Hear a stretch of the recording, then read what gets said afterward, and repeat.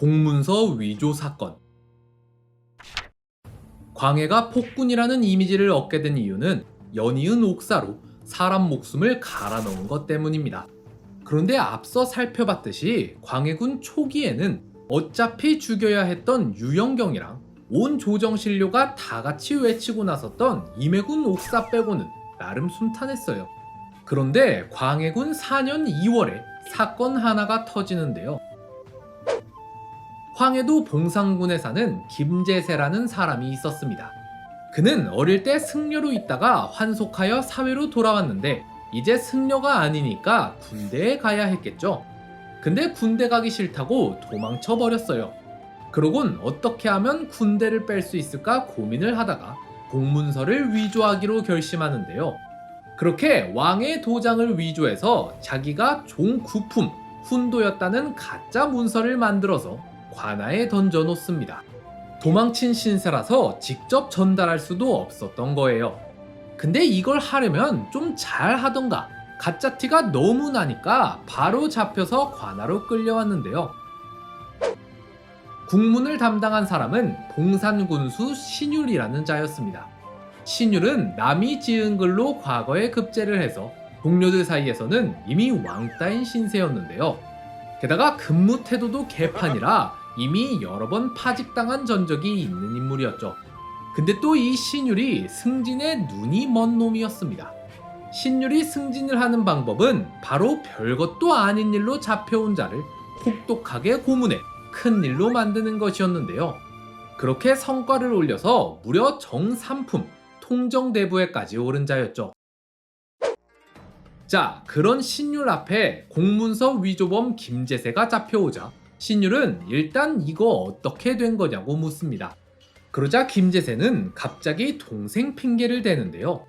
그렇게 동생도 잡혀오니까 신율은 이번에도 재벌은 못 버리고 이를 키우기 위해 둘한테 곤장을 때립니다. 훗날 광해군한테 고한 내용을 보면 화적질한 일을 공초하였다 라고 한 걸로 보아 둘을 도적대로 몰려 했던 것 같아요. 죄인 한 명보단 여럿을 잡는 게 성과가 좋으니까요. 근데 이 김제세가 곤장 몇 대를 맞더니 갑자기 이상한 말을 합니다. 나는 장차 큰 일을 할 것이었기 때문에 사람들을 죽이지는 않았다. 아니, 공문서 위조로 잡혀온 놈이 갑자기 사람은 안 죽였다니 이게 뭔 소리래요? 신율이 캐묻자 김제세는 엄청난 소리를 쏟아내는데요. 사실 저와 아우는 반역에 가담하고 있었습니다. 팔도에 모두 대장과 별장을 둔 엄청난 조직입니다. 게다가 동생까지도 이 이상한 소리를 거듭니다. 팔도의 총대장은 김백함입니다. 무려 팔도를 총괄하는 거대한 영모 조직이 있다고 고변을 한 건데요. 아마 신율의 성격을 아니까 일단 일을 크게 부풀린 다음에 자기는 일을 키우는데 도움을 줬으니 좀 빼달라고 할 셈이었던 것 같아요. 근데 급조를 하려다 보니 말이 앞뒤도 안 맞고 구체적인 증거도 없고 막 개판이라 누가 봐도 허위고변이었거든요. 그래서 신율은 유팽석이라는 자를 만나서 상담을 합니다. 이런 고변을 듣긴 했는데 이거 원 너무 허무맹랑해서 말이지. 자네라면 어떻게 하겠나? 그래도 영모 고변인데 위에 보고는 해야 하지 않겠습니까? 그래서 신율은 이걸 위에다 보고합니다. 보고를 받은 황해 병사와 감사도 딱 보니까 거짓 고변이라서 별로 중요하게 생각하질 않았어요. 다만 일단 영모 고변인 이상 조정에 보고를 해야 하겠죠. 그래서 창계에다 이렇게 적어서 올립니다. 그의 꾸며내는 말이 괴이하여 다시 국문을 가한즉 말이 혼란하여 믿을 만한 것이 없었습니다. 또한 앞뒤로 말을 바꾼 것도 한두 가지가 아닙니다. 풍병이 들었거나 정신 나간 사람은 아닌 듯한데 형제가 같은 말로 공초를 하였으니 매우 의심스럽습니다. 그런데 봉산옥사. 장기를 읽은 광해군이 대뜸 이렇게 말합니다. 당장 추국청을 설치하고 이름이 거론된 자들 추포하라. 광해는 이걸 진짜 영모라 봤던 건데요. 그렇게 군역 회피용 공문서 위조 사건은 팔도를 총괄하는 대규모 영모 사건으로 커지게 되죠. 먼저 팔도 총대장으로 거론된 김백함이 끌려와 문초를 받는데요. 김백함은 처음엔 극구 부인했으나 곤장 14대를 맞더니 함께 모의한 자가 무려 50명이나 된다고 자백합니다. 어차피 죽는 마당에 평소 원한 관계에 있던 자들을 싹 다 끌어들이고 죽으려 한 거였는데요. 일단 역모를 인정했으니 김백함은 바로 처형을 당하고 뒤이어 이름이 거론된 자들이 줄줄이 끌려와 문초를 받습니다. 그러자 혹독한 고문을 못 이긴 자들이 하나둘씩 자백을 하기 시작하는데요. 그런데 이름도 중구난방에 말이 앞뒤가 하나도 맞질 않는 겁니다. 당연하죠. 애초부터 말이 안 되는 일이었는데 이제 와서 말을 맞추려 한다 해서 그게 맞을 리가요.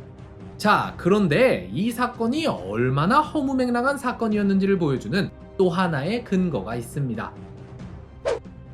처음 공문서 위조범이 잡혀왔을 때 이를 키우려 했던 신율 기억나시죠? 이 신율이 가만히 있다가 일이 커지는 걸 보고는 제대로 숟가락 한번 얹으려고 일을 하나 꾸밉니다. 신율은 유팽석을 찾아가 이렇게 말해요. 지금 죄인이 자백한 이름 중에 너랑 비슷한 이름이 있어서 너도 곧 체포될 거다. 허나 내가 시키는 대로만 말하면 처벌은커녕 공신이 될 수 있으니 겁먹지 말고 그대로 말하거라.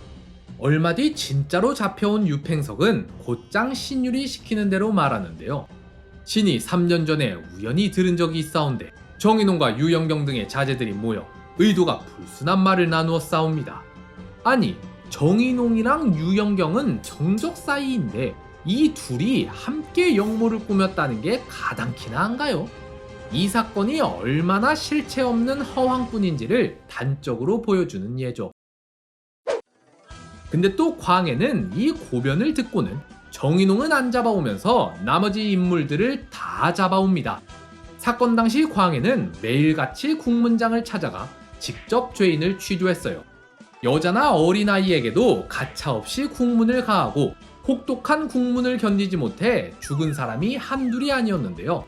그렇게 무려 7개월이나 옥사가 진행된 끝에 총 340명이 잡혀왔고 100여 집안이 파멸해버리고 맙니다. 근데 겨우겨우 옥사 다 끝나고 마무리 지으려니까 갑자기 한 유생이 이런 상소를 올립니다. 오늘날 이런 옥사가 일어나게 된 건 전부 역적 유영경을 제대로 벌주지 않아서 그리 된 것이옵니다. 유영경의 관을 끄집어내 부관 참시하소서. 또한 성상폐하의 존호를 높이시고 유영경 처벌에 공을 세운 자들을 공신으로 책봉하소서. 아니, 옥사 다 끝난 마당에 갑자기 광해의 아킬레스건인 유영경을 끌고 나오다니요. 대체 이 유생은 갑자기 왜 이런 상소를 올린 걸까요? 바로 이첨의 사주를 받았기 때문입니다. 대북의 영수 이첨은 봉산옥사 때 적극적으로 나서서 옥사를 키우는 데 일조했어요. 이 때문에 옥사의 피해자는 대부분 서인과 남인 계열이었는데요. 이미 정적들에게 많은 피해를 입혔음에도 이첨은 여기서 만족하지 않고 아예 굳히기에 들어갑니다. 이첨의 사주를 받은 유생이 저런 상소를 올리자 뒤이어 대간들이 여기에 동조하고 나섭니다. 이때 대간에는 이첨 세력 관료들이 많았거든요. 자, 근데 지금 이게 말이 됩니까? 실체도 없는 사건 가지고 저 정도 옥사를 일으킨 것만으로도 지금 제정신이 아닌데 여기서 유영경까지 끌어들여서 공신을 책봉하자고요? 공신 책봉을 하면 당연히 유영경 처단에 앞장섰던 대북 측 관료들이 대거 이름을 올리겠죠. 소북 측 인사인 유이붕과 박승종도 이를 알았기 때문에 소극적인 모습을 내보이는데요. 심지어 영의정 이덕형과 좌의정 이항복은 괜히 임해군 처벌 때 전은론했던 걸로 불똥 튈까 두려워 먼저 광해를 찾아가서는 자기들한테 벌을 내려달라며 자책합니다. 지금 조정꼴이 개판인데 여기서 광해는 이첨의 의견을 수렴해버려요. 유영경은 관에서 꺼내져 부관 참시되고 왕은 존호를 받고 또 무려 160명이 넘는 공신을 책봉합니다. 자, 근데 이첨은 여기서도 꾀를 하나 부린 게 공신 목록에 대북 측 인사만 넣지 않았습니다. 핵심 목록에는 정인홍과 이이첨 같은 대북계 인사들이 주로 포진했지만 공신수 자체를 확 늘려서 겉절이는 서인, 남인, 소북 측 인사들에게도 나눠졌어요. 워낙 칼부림을 해댄 만큼 그대로 두면 대북 측의 악행으로 역사에 오명이 남을 수 있으니 마치 다 같이 작업한 것처럼 미리 수를 써둔 건데요. 게다가 봉산옥사 이후에도 이덕형과 이양복은 처벌받지 않고 영의정, 좌의정에 그대로 남아 있었습니다. 대북은 우의정 자리를 얻는데 그쳤죠. 아직 대북이 정권을 완전히 휘어잡진 못했지만 온 조정은 다시 한번 깨달았습니다. 광해는 대북만 싸고 돈다는 걸 말이죠. 광해의 옥사. 자, 근데 이쯤에서 하나 생각해봐야 할 건 광해군 일기를 적은 자들은 인조 반정을 통해 광해와 대북 세력을 몰아내고 집권한 서인 세력이었다는 겁니다. 그들 입장에서 광해는 폭군이어야만 했습니다. 그래서 광해군 일기에는 서인의 시각이 많이 반영돼 있는데요. 이 때문에 과연 봉산옥사가 어디까지 진실이었을지를 알 수가 없습니다. 다만 처벌 과정에서 광해는 정인홍과 같은 대북축 인물들을 노골적으로 싸고 돌았고 대북은 이를 이용해 세력을 많이 키웠다는 사실만은 분명합니다. 근데 광해는 어째서 이런 인물이 되어버린 걸까요? 임진왜란 때까지만 해도 광해는 영웅적 면모를 많이 보였습니다. 그리고 재위 초기에도 나름 연립정부를 꾸리고 좋은 업적을 세우는 등 괜찮은 모습을 보여줬죠. 하지만 봉산옥사를 시작으로 광해는 암군의 면모를 여지없이 보여줍니다. 아마 전쟁이 끝난 뒤 무려 16년 동안 이어진 선조의 박대로 인해 성격이 많이 망가져버리고 만 것 같은데요. 광해는 이 긴 세월 동안 세자에서 폐위될 수도 있다는 두려움에 휩싸여 있었을 겁니다. 이미 한번 세자에 오른 이상 폐위는 곧 죽음을 뜻해요. 그럼 그 죽음은 누가 선사한 거죠? 아버지 선조죠. 광해에겐 아버지의 박대가 마치 이렇게 들렸을 겁니다. 니까짓게 외란 때 공 좀 세웠다고 마치 왕이 다 된 것처럼 굴더구나. 이 조선의 왕은 나다. 내 조선이야. 전쟁 때문에 어쩔 수 없이 내 놈을 세자로 세우긴 했으나 그게 아니었으면 내깟 놈이 세자가 되는 일은 절대 없었을 것이야. 게다가 내 놈은 아직 명예 승인도 못 받았지 않느냐. 나는 죽을 때까지 내 놈을 인정하지 않을 것이다. 기필코 내가 원하는 자식에게 왕위를 물려줄 것이야. 어디 실수 하나만 해보거라. 당장 내 놈을 세자에서 패하고 쳐 죽여줄 테니 말이다. 누군가 자기를 패하려 한다는, 죽이려 한다는 공포를 무려 16년 동안이나 겪어왔습니다. 1년만 겪어도 사람이 미칠 것 같은데 광해는 16년을 겪었어요. 그런 광해가 영모에 예민해지는 건 어찌 보면 당연한 일 아닐까요? 그런데 이러한 광해의 아킬레스건을 정확히 파고든 이가 있었으니 바로 대북의 이첨이었습니다. 이첨은 바로 이 점을 자극해서 자기 힘을 키웠죠. 광해는 왕권 강화에 특히 힘쓴 왕 중 하나입니다. 이것도 반역에 대한 두려움 때문이라고 볼 수 있겠죠. 하지만 이 때문에 여러 패단을 만들어내기도 했는데요. 결국 성군이 될 수 있었던 광해를 암군으로 망쳐버린 건 아버지 선조의 잘못된 교육 때문이라고 볼 수 있겠죠.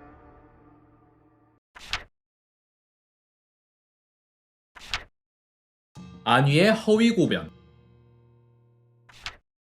앞에 봉산옥사와 뒤에 개축옥사에 가려져 잘 주목되지 않는 사건이 하나 있습니다. 바로 안위의 허위고변이란 사건이에요. 잠깐 시간을 돌려 임해군의 옥사 때 김위라는 자가 있었어요.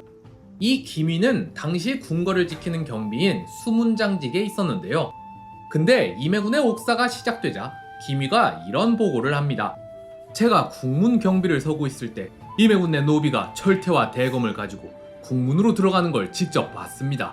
그러자 바로 들고 일어나는 대신들, 궁궐을 지키는 경비란 자가 웬 노비가 철퇴랑 대검을 들고 궁궐로 들어가는 걸 봐놓고서도 맡기는커녕 쳐다보고만 있었다면 처벌을 받아야 되는 것 아닙니까? 심지어 이 자는 여태 그걸 보고도 안 하고 있다가 옥사가 시작되는 걸 보고서는 이제서야 보고를 올리는 게 말이 됩니까? 당장 기미를 잡아다 국문하소서. 당연히 이게 맞죠. 근데 광해가 버럭 화를 내더니 기미를 국문하지 못하게 막습니다. 그러고는 오히려 이걸 가지고 옥사를 더욱 키웠는데요. 심지어 이 일로 기미는 2등 공신의 이름을 올리고 군호까지 하사받았죠. 이 사건은 허위 고변을 해도 그 고변이 왕의 마음에만 들면 처벌은커녕 오히려 상을 받는다는 좋은 선례를 남겼습니다. 자, 그리고 시간이 흘러 이걸 똑같이 해먹으려는 자가 나타나는데 바로 안위라는 자였는데요. 안위는 주변에 이런 식으로 엮어서 팔아먹을 놈 어디 없나 하고 둘러보던 중 좋은 먹잇감을 하나 발견합니다. 바로 조극신이란 인물로, 이 조극신은 원래부터 정신병이 있어서 이상한 말을 많이 하고 다녔어요. 그래서 마을 사람들한테도 미움을 많이 받았는데요. 근데 이 조극신이 조덕형이라는 인물이랑 싸웠다는 겁니다. 이 소식을 들은 안위는 조극신을 찾아가 같이 말을 맞춰서 조덕형을 영모로 몰자고 꼬십니다. 그러더니 몰래 관할을 찾아가서는 먼저 고발을 해버리는 안위. 이때 안위는 조극신한테 들은 거라면서 말을 대충 얼버무립니다. 상황이 돌아가는 꼴을 보고서 일이 잘 풀리면 최초 고변자라는 타이틀을 얻고, 일이 잘못 꼬여서 허위 고변인 게 들킬 것 같으면 자기는 단지 조극신한테 그렇게 들었을 뿐이라면서 조극신한테 덮어 씌우려 했던 건데요. 그래서 일단 조극신이 잡혀오는데 이때 이 얘기를 들은 조극신네 아빠가 달려와서는 조극신한테 조언을 해줍니다. 안위가 먼저 고변을 한 이상 안위가 시킨 대로 말했다간 오히려 네가 화를 입을 것이다. 왜냐면 이 모든 게 안위가 넣은 덫일 테니 말이다. 그러니 너는 모든 걸 사실대로 솔직하게 말하거라. 그러면 오히려 안위가 무고죄로 걸릴 것이니라. 그래서 조극신은 아빠가 시킨 대로 전부 사실대로 말합니다. 안위는 증거랍시고 막 계속 거짓말을 지어냈는데 말도 자주 바뀌고 해서 결국 가짜였음이 들통나 버리고 말았는데요. 그런데 조극신을 잡아다 국문을 가하거라. 광해가 이런 말도 안 되는 소리를 하자 곧바로 대사원이 반대하고 나섭니다. 안위가 거짓말한 사실이 만천하에 드러났음에도 어찌 조극신에게 형벌을 주라고 하실 수 있습니까? 저는 이런 국문엔 참여할 수 없사오니 사직하고 물러나겠습니다. 그러자 결국 의금부가 다시 조사를 해서 결론을 냈는데요. 안위는 거짓 고변을 했고 조극신은 거기에 가담하려 했으니 둘 다 유배 보내는 것이 마땅하옵니다. 그런데 안위는 풀어주고 조극신만 유배토록 하라. 아니, 이게 말이나 되는 일입니까? 아무리 그래도 일이 이 정도까지 왔으면 안위한테 벌을 주는 척이라도 했어야죠. 허준처럼 나중에 다시 풀어주던가요. 근데 이걸 이렇게 커버쳐버리면 왕이 스스로 영모를 고변할 땐 그게 진짜인지 아닌지는 중요치 않고 고변자는 무조건 살려줄 거라고 선언을 한 셈이잖아요. 이 때문에 나중엔 가늠하다 걸린 자도 허위 고변을 하고 도둑질하다 걸린 자도 허위 고변을 하는 등 허위 고변이 무슨 면죄부라도 되는 양 판을 치는데요. 그리고 이 일 때문에 결국 조선에는 어마어마한 피바람이 불게 되는데, 은상 살해 사건. 봉산옥사가 일어난 바로 다음 해인 광해군 5년 4월, 조령에서 사건이 하나 발생합니다.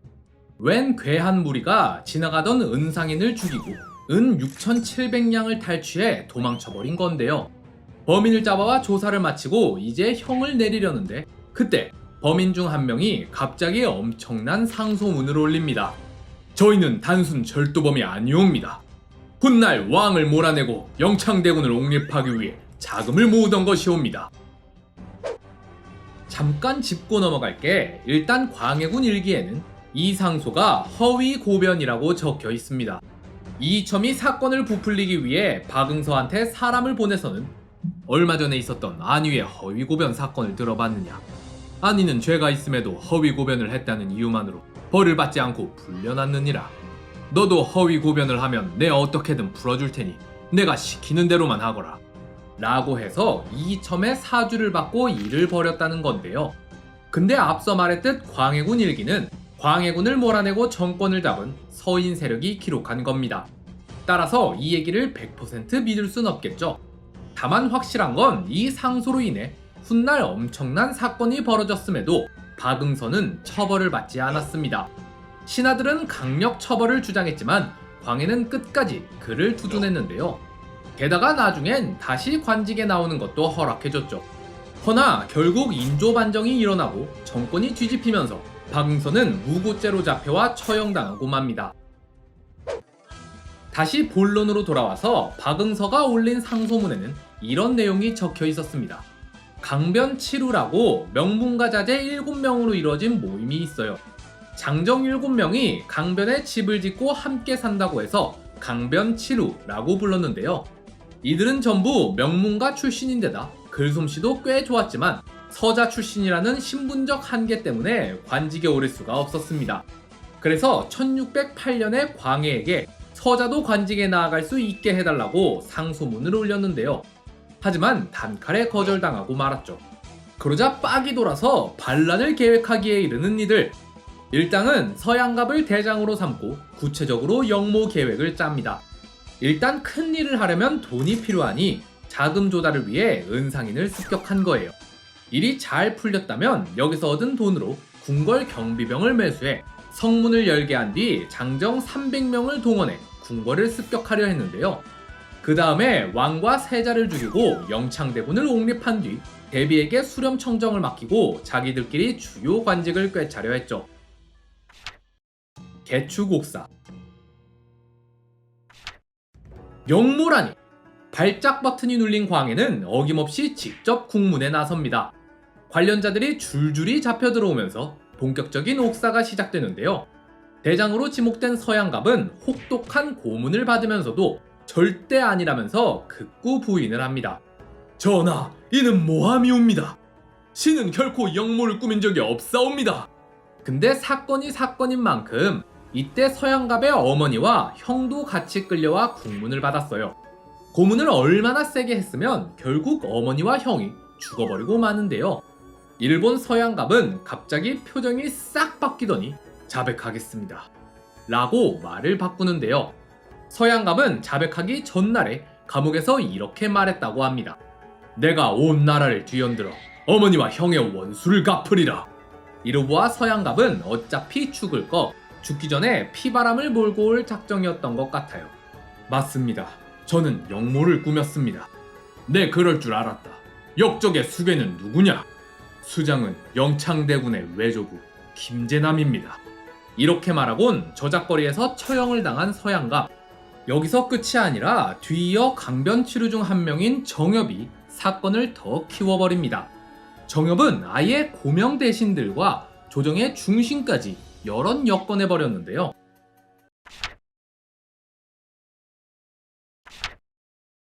선조의 유언. 앞서 선조가 죽었을 때 임모광우는 선조의 유언이라면서 편지 한 장을 꺼냈습니다. 편지엔 이렇게 적혀 있었어요. 내가 죽으면 영창의 앞날이 걱정되는구나. 대신들은 내 유언이라 생각하고 영창을 잘 보살펴 주길 바란다. 대비단에선 나름 영창을 보호해달라는 뜻으로 전한 거겠지만 너무 섣부른 판단이었어요. 이 일은 오히려 대비와 영창에게 자충수가 돼버리고 마는데요. 생각을 해보세요. 선조란 놈이 죽으면서까지도 광해군이 아니라 영창만 걱정했단 거잖아요. 심지어 선조는 죽기 전에 광해를 불러다가 이런 유언을 남기기까지 했습니다. 형제 자매를 내가 살아있을 때처럼 사랑하고 누군가 내게 참소하는 말을 하더라도 그 뜻을 따르지 말라. 내 너에게 이렇게 부탁하니 모쪼록 나의 뜻을 깊이 유념하기를 바란다. 진짜 죽을 때까지 광해는 안중에도 없었고 오로지 영창만을 생각했던 건데요. 이걸 듣는 광해는 과연 어떤 심정이었을까요? 게다가 유언으로도 모자라 비밀리에 편지까지 남겼다고? 이 정도면 뭐 제발 죽여달라고 사정을 하는 거죠. 이걸 어떻게 그냥 넘어갑니까? 그렇게 유언에 이름이 거론된 대신들이 줄줄이 잡혀옵니다. 근데 또 여기서 박동량이란 사람이 사건을 키워요. 박동량 말에 따르면 이렇습니다. 과거에 선조가 병으로 드러누웠을 때 임모광우랑 임모광우의 아버지 김재남이 무당을 불러다가 선조의 첫 번째 부인 의인왕후 있잖아요. 이 의인왕후 등에다가 저주를 내렸단 건데요. 이게 뭐 광해군 일기에는 이 사건 전체가 허위고변이 꼬리에 꼬리를 물고 커진 사건이라 나와 있으니 아니라 하면 뭐 어쩔 수 없는데, 실제로 광해군 일기에 비슷한 사건이 또 하나 적혀 있어요. 임모광우랑 김제남이 광해군 친모 있잖아요. 공빈 김씨요. 공빈 김씨 무덤에다가 저주를 내리려다 실패한 적이 있다고 기록되어 있습니다. 그리고 이 뒤로도 계속 보시면 임모광우가 수도 너무 얕고 눈치도 없어요. 선조가 살아있을 땐 영창한테 세자 옷을 입히질 않나, 오락가락하니까 바로 태세 전환하질 않나, 그 선조 유언 담긴 편지는 왜 보여줘가지고 일을 크게 만듭니까? 그래서 제 생각엔 임모광우라면 진짜로 그랬을 법도 해요. 무당 불러다가 공빈 김씨 무덤에다가도 저주하고 의인왕후 등에다가도 저주하고 그러다 또 걸리고, 이게 뭐 하는 겁니까 이게? 어쨌든 고변이 들어왔으니 의금부에선 조사를 위해 대비 쪽 궁녀들을 잡아와 국문을 합니다. 그러자 한 궁녀가 선조의 무덤에 저주를 담은 물건을 묻었다고 증언하는데요. 아니, 또 여기서 선조 무덤까지 걸고 넘어진다고? 광해는 사실 확인을 위해 아버지 무덤을 팠는데 원래 안 나와요. 하지만 상관없죠. 광해는 임모광우의 아비 김제남과 그녀의 형제 3명을 전부 죽이고 어머니는 제주도로 유배 보내버립니다. 살제. 자, 일이 이 지경이 됐으니 이제 영창대군도 화를 피해갈 수 없습니다. 신하들은 영창을 죽여야 한다고 고래고래 소리치는데요. 이는 모두 영창대군이 살아있기 때문에 발생한 일이니 영창대군을 죽이셔야 하옵니다, 전하. 하지만 광해는 이를 한사코 거절합니다. 어린아이가 뭘 알겠느냐. 악한 자들이 명분으로 쓰려 했을 뿐 영창대군에겐 죄가 없느니라. 그러나 계속해서 영창을 처형해야 한다는 주장이 이어지자 결국 광해는 영창을 폐서인하고 강화도 교동으로 유배 보내버립니다. 그리고 1년 뒤에 갑자기 영창대군이 의문사로 죽어버려요. 패턴이 임해군 죽을 때랑 완전히 똑같죠. 처음엔 봐주는 척 하다가 못 이기는 척 유배 보내고 갑자기 의문사로 죽어버리는 건 말이에요. 흔히들 영창대군의 죽음에 대해 이렇게 알고 있습니다. 과거에 임해군을 죽였던 이정표 있잖아요. 왜 임해군이 죽을 땐 의문사였는데 나중에 인조반정이 일어난 다음에 밝혀지기론 이정표가 죽인 거라고 했잖아요.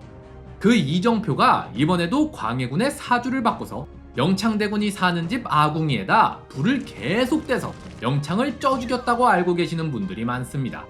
근데 사실 영창대군의 죽음에 대해선 여러 설이 많아요. 불로 떼서 죽였다느니, 굶겨 죽였다느니, 독을 먹여서 죽였다느니, 이렇게 여러 설이 많고 또 가해자도 계속 바뀝니다. 광해군 일기랑 인조실록에도 영창대군의 죽음에 대한 기록이 서로 다르게 적혀 있어요.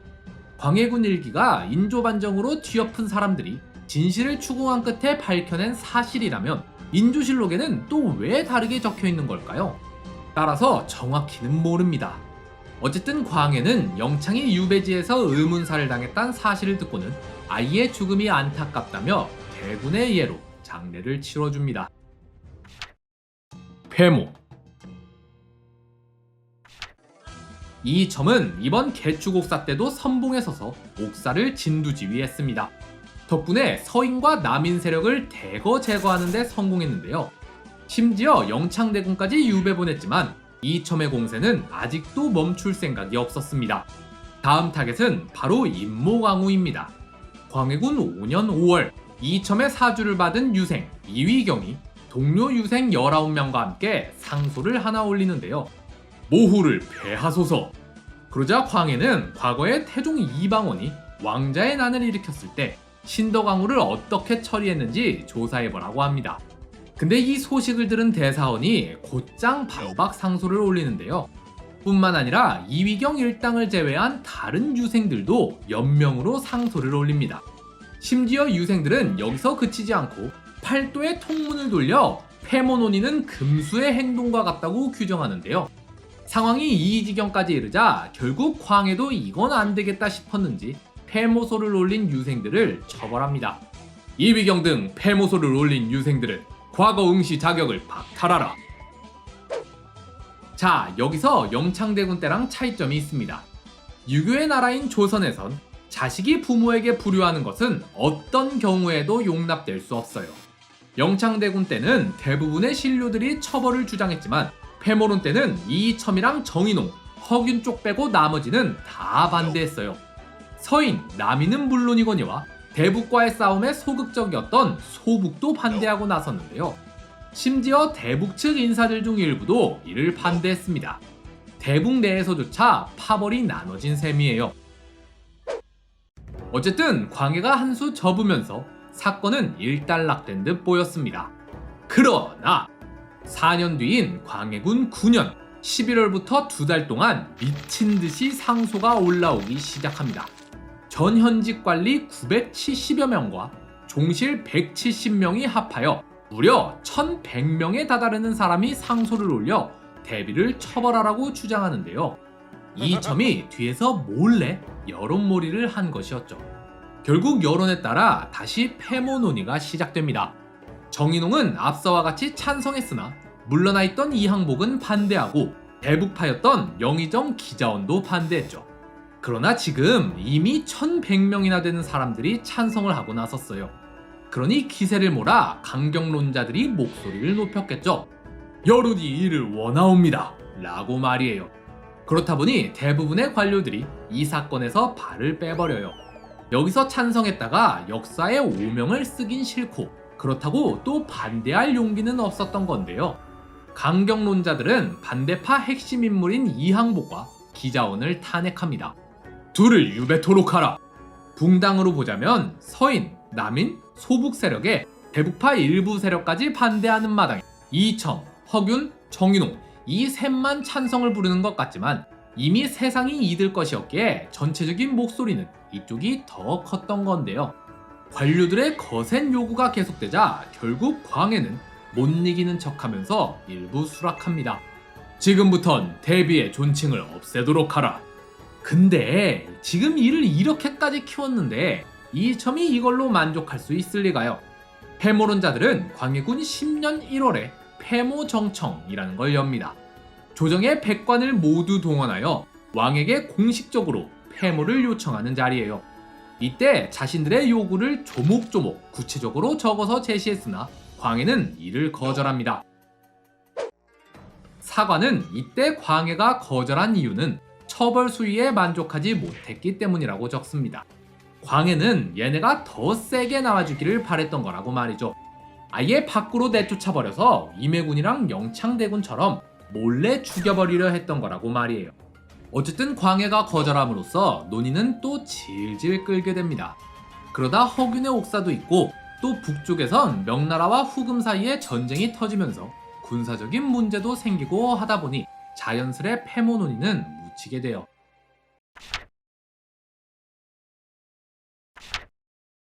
신경희의 옥사. 광해군 5년에 개축옥사가 일어나고 이때부터 광해군 10년까지 무려 6년 동안이나 패모론이 진행되는 가운데 또 다른 옥사들도 줄줄이 이어집니다. 대표적으로 신경희의 옥사, 해주 옥사, 허균의 옥사가 있는데요. 먼저 광해군 7년에 벌어진 신경희의 옥사부터 살펴보자면 소명국이랑 신경이라는 두 사람이 있었는데 이 둘은 원래 막역한 사이였습니다. 근데 왜인진 모르겠지만 어느 날 둘 사이가 틀어졌어요. 이에 신경이는 소명국을 죽이려고 그의 음행을 관아에 고발하는데요. 그러자 감옥에 갇힌 소명국은 복수를 위해 꾀를 하나 냅니다. 치특히 허위고변 발동. 신경이가 반역을 일으켜 능창군을 왕으로 옹립하려 했사옵니다. 능창군은 광해군의 이복 동생 정원군의 아들입니다. 이 당시 나이는 15살이었죠. 그러면서 소명국은 그 근거로 신경희의 일당이 멋대로 광해군의 관상과 명운을 점치고는 능창군이 40년 동안 천하를 잘 다스릴 거라는 점괘를 얻었다고 하는데요. 자, 그럼 이제 신경희를 잡아왔겠죠. 잡혀온 신경희는 이렇게 해명합니다. 저는 정인홍이 아끼는 제자이며 이이첨과도 마음을 통하는 벗이옵니다. 대북 사람들은 비록 노예라 하더라도 역적질을 한 자가 한 사람도 없는데 어찌 신이 역모를 꾀하였겠습니까? 그러자 분노한 광해가 이렇게 말합니다. 대북 사람 중에 노예가 된 자가 누구인가? 그러자 아무 말도 못하는 신경이 이를 본 소명국은 이때다 싶어 한마디를 더합니다. 신과 경의가 막역한 사이였단 걸 모두가 잘 아옵니다. 헌데 신이 그의 영모를 고변하려 하지 않았다면 그가 어찌하여 신을 죽이려 했겠나이까?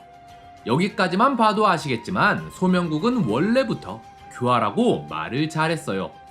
그래서 둘을 대질시켰더니 신경이는 쩔쩔매는 반면 소명국은 거침없이 몰아세우는데요. 그러자 발작 버튼이 눌린 광해는 신경이를 엄히 신문하라고 지시합니다. 그렇게 호된 고문이 이어지자 결국 신경이는 영모 혐의를 인정해버리고 마는데요. 이 소식을 들은 소북의 영수 박승종은 쾌재를 부릅니다. 이때까지만 해도 대북 세력이 계속 옥사를 일으켜 서인, 남인을 몰아내더니 이제 소북까지도 조이고 있는 상황이었어요. 그런데 대북 측 인사인 신경이가 영모죄로 잡혔으니 이제 대북에 반격을 가할 수 있게 됐는데요. 심지어 신경이는 잡히기 전에 이이첨의 집에 숨어 있다가 잡혔어요. 의금부가 신경이를 찾으려고 이이첨의 집을 찾아오자 이이첨은 신경이를 숨기고 내주지 않으려고까지 했는데요. 근데 결국 걸렸죠. 상황이 이러니 이제 이이첨을 엮을 결정적인 증거만 나오면 아예 대북의 씨를 말려버릴 수도 있겠죠. 박승종은 과연 역적이 가까이에 있었다 라고 쾌재를 부르며 열정적으로 추국을 이어갑니다. 근데 아무리 신이 나도 좀 적당히 했어야지. 신난다고 아주 미친듯이 패니까 신경이 일당이 전부 죽어버려요. 재밌는 점은 역시나 허위 고변을 한 소명국은 처벌을 받지 않고 풀려납니다. 한편 이 일로 인해 능창군도 잡혀와 신문을 받고 유배길에 오르는데요. 혹독한 유배 생활을 견디지 못하고 능창군은 자살로 생을 마감하고 맙니다. 그러자 능창군의 아버지 정원군도 충격을 받고는 화병이나 죽어버리는데요. 정원군의 또 다른 아들인 능양군은 이 일로 아버지와 동생을 잃고는 분노로 가득 차 반란을 계획합니다. 그가 바로 훗날 광해군을 몰아내고 조선 제16대 왕으로 등극하는 인조예요. 하지만 그건 이로부터 8년 뒤의 일이니 우린 계속해서 광해군 얘기를 이어가 볼까요? 해주 옥사. 신경이의 죽음으로 인해 신경이의 옥사는 흐지부지 끝났지만 사실 이 일은 잘만 하면 이이첨과 대북 세력에게 큰 타격을 줄 수도 있는 사건이었습니다. 한숨 돌린 이이첨은 이에 대한 복수로 소북 측에 반격을 가하기 위해 또 다른 영모 사건을 조작하기에 이르는데요. 그게 바로 해주 옥사라는 사건이에요. 근데 사실 이것도 인조반정이 끝난 후 집권한 서인 측의 해석이기 때문에 사건의 진실은 알 수 없습니다. 일단 광해군 일기에 적힌 대로 서인 측 해석을 따라 사건을 전개해 볼까요? 신경이의 옥사가 있고 바로 다음 해인 광해군 8년 소북 측 인사인 황신과 남이공이 모종의 이유로 황해도로 유배를 가게 됩니다. 자, 나름 이름 있는 인사인데다 이미 유배까지 가 있으니 영모로 엮기 딱 좋겠죠. 이첨은 이 둘을 먹잇감으로 노리는데요. 근데 이걸 직접 하면 또 티가 나니까 늘 하던 대로 대리자를 찾습니다. 황해도 해주에 사는 사람 중에 박이빈이라고 행실이 나빠서 마을 사람들한테 미움받던 자가 있습니다. 이첨은 이 박이빈한테 시켜서 투서를 하나 하게 하는데요.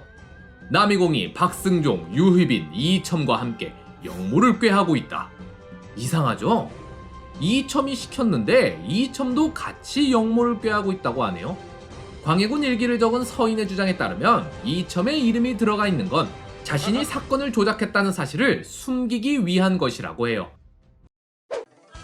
어쨌든 이이첨의 계획대로 박이빈은 투서를 준비합니다. 근데 애초에 계획대로라면 서울로 상경해서 고변을 해야 됐는데 도중에 해주 목사 최기한테 잡혀버리는 바람에 어쩔 수 없이 그에게 고변을 하는데요. 근데 최기가 고발장을 열어보니 명단엔 자기 친척이랑 해주 주민도 여럿 포함돼 있을 뿐 아니라 박승종, 유희분 등 조정의 고위 관료까지도 포함돼 있는 겁니다. 최기는 이걸 그대로 조정에 올렸다간 잘못하면 무고죄로 자기가 처벌받을 수도 있으니 이걸 어찌해야 할지 고민하는데요. 게다가 명단엔 자기 친척도 들어있지 않습니까? 광해 성격상 영모 고변이면 눈에 불을 켜고 다 잡아다 족치러질 텐데 친척한테 화를 입힐 수 있는 걸 자기가 직접 보고하기엔 부담스러운 면도 있었겠죠. 고민 끝에 최기는 박이빈 일당에게 고발장을 돌려주고 그들을 풀어줍니다. 니네가 직접 서울로 가서 고변을 하란 거죠. 그런데 고변자들의 친척을 포함해 해주 사람들이 그들을 찾아가 몰래 죽여버립니다. 그렇게 이 사건은 그대로 묻힐 뻔했는데 그때 형방승지로 있던 이첨의 신복 한찬남이라는 사람이 이 사실을 알게 됩니다. 한찬남은 봉화를 점검한다는 핑계로 해주에 사람을 보내 사건을 조사하게 하는데요.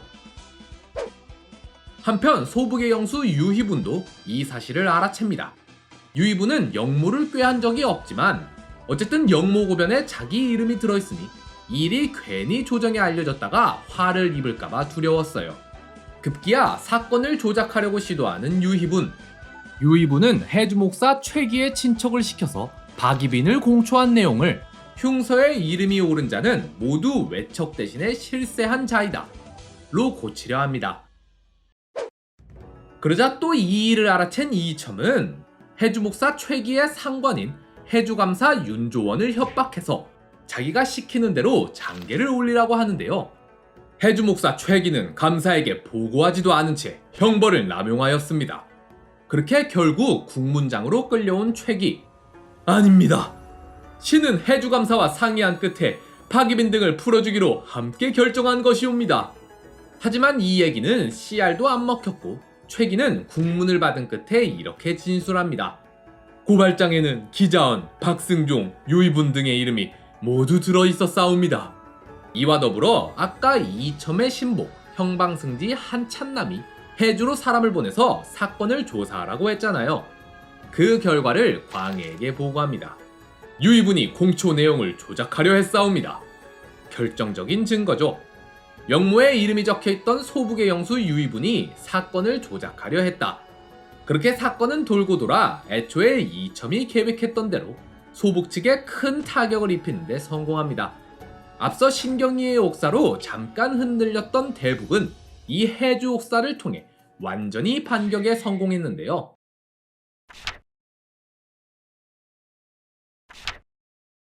허균.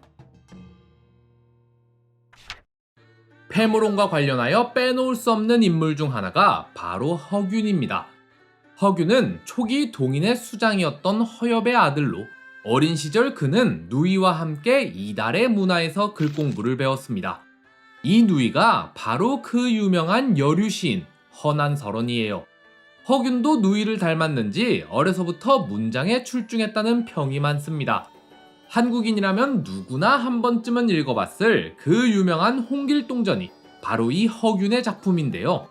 또한 허균은 18살 때부터 사명당 유정에게서 불교와 문학을 배웠으며 류성룡 문화에서도 수학한 적이 있습니다. 허균이 글, 불교, 학문을 배운 스승들은 전부 형 허봉의 친구들이었어요. 나이차가 많이 나서 형의 소개로 당대의 유명한 스승들에게 여러 학문을 배울 수 있었을 걸로 추정되는데요. 허균의 형 허봉은 1588년에 율곡 이의를 비판했다가 귀양을 갔는데 거기서 그만 병에 걸려 죽고 맙니다. 게다가 바로 그 다음 해인 1589년엔 누나 허난설원이 어린 두 자식을 잃은 충격으로 죽고 말아요. 연이은 형 누나의 죽음으로 허균은 큰 슬픔에 잠깁니다. 허난설원은 죽기 전에 허균에게 이런 부탁을 했다고 해요. 내가 죽으면 내가 쓴 문집을 전부 불태워다오. 하지만 허균은 그녀의 시를 모아서 시집을 간행하는데요.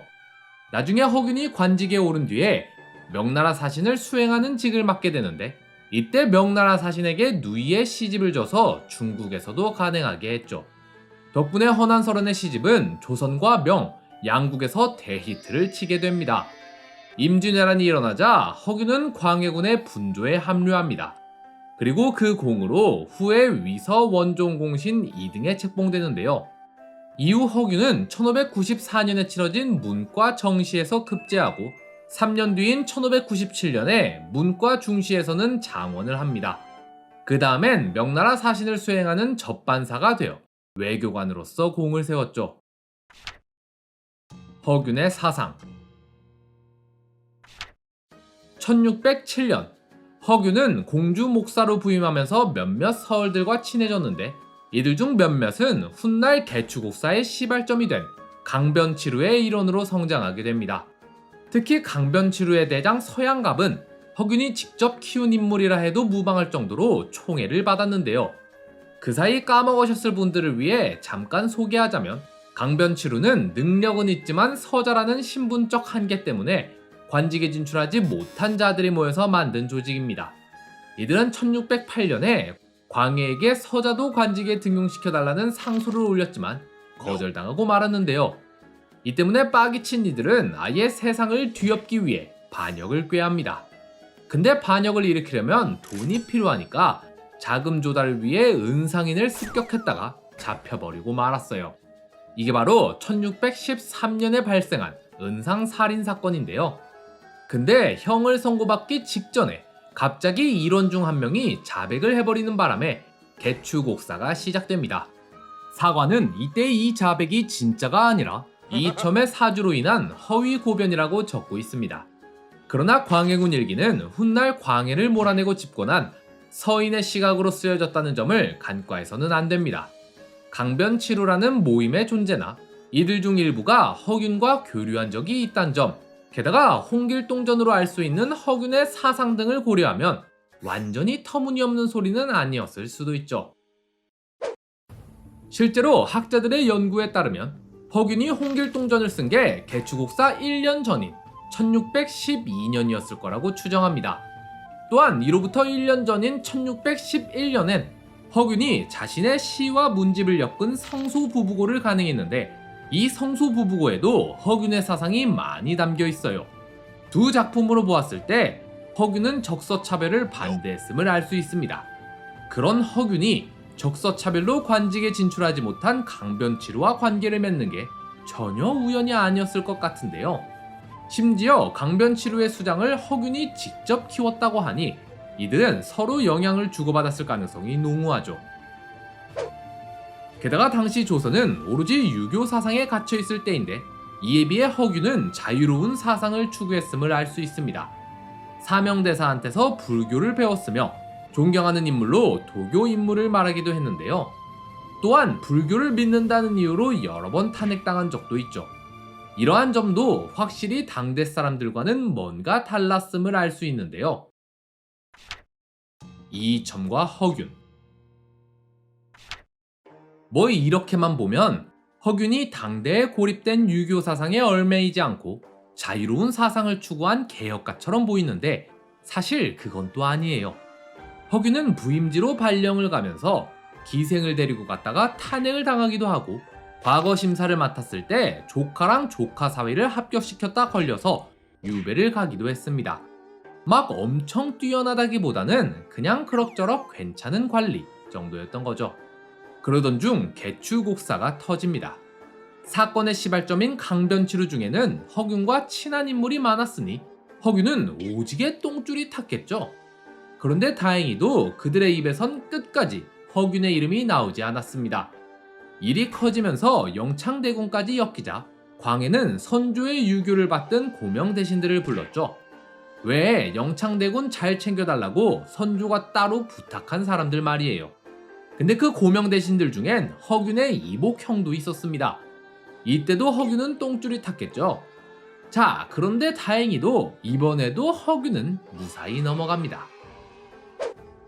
그런데 이렇게 계속 자기랑 관련된 사람들이 구설수에 휘말리자 위기의식을 느낀 허균은 권력의 실세에 붙기로 마음먹는데요.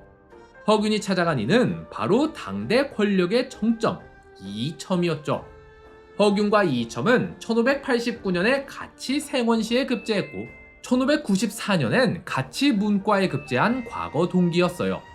이때 당시 이이첨은 개추곡사에 이어서 한창 패모론을 주장하고 있었습니다. 이 때문에 조정신료 대부분을 적으로 돌려버리는 바람에 이이첨 입장에서도 아군 한 명이라도 절실한 상황이었는데요. 특히 행동력 좋은 허균은 이첨 마음에 쏙 들었죠.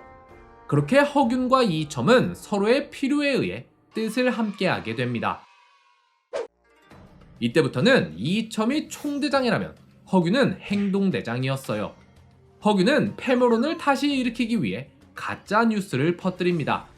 대비 측 소행인 것처럼 꾸며서 가짜 경문을 뿌렸는데 하려면 좀 잘하던가 조사 과정에서 이게 허균 측 소행이라는 게 드러나버리고 말아요. 근데 감히 유교의 나라 조선에서 왕의 어머니인 대비를 음해하려 한 큰 사건임에도 불구하고 광해는 이걸 그냥 유야무야 넘어가 버립니다. 광해군 9년에 이첨의 사주를 받은 사람들이 무려 1000건 이상의 상소를 올려 폐물을 주창했을 때 영의정 기자원은 반대를 했죠. 같은 대북인데도 불구하고 이첨과 대적했던 건데요. 이때 허균은 이첨의 행동대장으로서 맹렬하게 기자원을 탄핵해서 유배 보내버리는 데 성공합니다. 그러자 기자원의 아들 기준격이 일에 앙심을 품고는 광해에게 상소를 하나 올려요. 여기서 하나 아셔야 할 게 원래 기자원과 허균은 친했어요. 둘 다 불교를 좋아해서 뜻이 잘 맞았던 것 같은데요. 심지어 기자헌은 아들 기준격을 허균한테 보내서 글을 배우게 할 정도였죠. 허균은 원래부터 언행에 조심성이 없었습니다. 허균이 쓴 책만 봐도 그렇고 강변치루랑 대놓고 어울린 걸로 봐도 알 수 있죠. 그래서 기준격 앞에서도 말을 삼가지 않은 듯해요. 그런 기준격이 작정하고 상소를 올리니 허균이 여태 감추려 했던 일들이 전부 드러나버리고 말았겠죠. 허균은 강변치루의 수장 서양갑을 키우다시피 했으며 각종 영모성 발언도 서슴지 않아 했습니다. 자, 본격적으로 허균이 도마 위에 오르자 신하들은 거침없이 허균을 처벌해달라 요구합니다. 하지만 광해는 처벌은커녕 조사도 안 해요. 정인홍 때처럼 확실히 편애하는 게 보이죠. 암살 기도. 왕이 이렇게까지 비호를 해줬지만 허균은 아직도 정신을 못 차립니다. 갈 때까지 가보잔 생각이었는지 아님 그냥 미쳐버린 건지 세상에 이번엔 아예 태비를 암살해버릴라 해요. 예, 제대로 들으셨습니다. 암살이요. 허균은 대비 암살 작전을 위해 무사를 모으고 유생과 승려들까지 끌어들입니다. 아니, 하려면 좀 조용히 하던가 이렇게 대놓고 사람을 모으고 다니면 안 걸리는 게 더 이상한 거 아니에요? 아니나 다를까 소북의 영수 유희분과 박승종이 허균의 움직임을 보고는 이상함을 느낍니다. 이 둘은 곧장 광해에게 달려가 허균이 영모를 꾀하고 있다는 밀개를 올려요. 그런데 이때 이첨마저도 허균을 고발합니다. 이첨까지 고발을 하고 나서니까 광해도 더 이상 커버쳐줄 순 없었는지 이번엔 허균을 잡아 가두는데요. 그렇게 조사가 시작되는데 꽤나 영모를 꾸민 듯한 증언들이 많이 나옵니다. 신기하죠? 앞서 다른 영모들은 다 실체 없는 허위 고변이었다고 하는데 이상하게 대북 측 인물인 허균의 영모는 실체가 있는 증거들이 많이 나왔다고 해요. 이것도 대북을 몰아내고 정권을 잡은 서인이 기록한 거라서 그런 거 아닐까요? 뭐 아무튼 증거까지 나와버리니까 이첨은 당장 허균을 죽여야 한다고 주장합니다. 그래도 신문은 해봐야 하는 것 아니냐.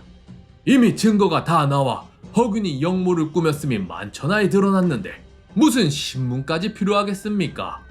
더 지체할 것 없이 지금 당장 허균을 죽이셔야 하옵니다, 전하. 그러면서 이첨은 한편으론 허균한테 사람을 보내 곧 풀려날 거니까 걱정하지 말라고 안심시킵니다. 그러자 광해도 고민 끝에 결국 처형을 명하는데요. 허균을 처형하라. 처형장에 끌려올 때마저도 허균은 그냥 조사받는 줄 알고 가벼운 마음으로 나왔다고 합니다. 그러다 결국 해명도 못하고 죽어버리고만 허균. 이 때문에 허균의 옥사에 대해선 아직도 명확히 밝혀진 게 없습니다. 그간의 행적으로 보아 진짜로 영모를 꾀했을 가능성도 다분하죠. 근데 이첨은 어째서 이리도 급하게 허균을 죽이려 한 걸까요? 아마 허균의 입에서 혹시라도 자기 이름이 나오면 괜히 자기까지 엮여서 같이 골로 갈 수 있으니 그 전에 미리 꼬리 자르게 한 거 아닐까요? 또 혹시라도 허균이 먼저 구할 게 있다고 했다가 광해 앞에 서면 이상한 말을 할 수도 있으니 허균한텐 사람을 보내서 금방 풀려날 거라고 안심시킨 걸 테고요. 뭐 어쨌든 허균이 이렇게 죽어버려서 사건의 진실을 알 수는 없어졌지만 이렇게 패모로는 마무리되고 이제 광해 집권 후반기를 장식할 새로운 안건 파병 문제가 수면 위로 떠오릅니다.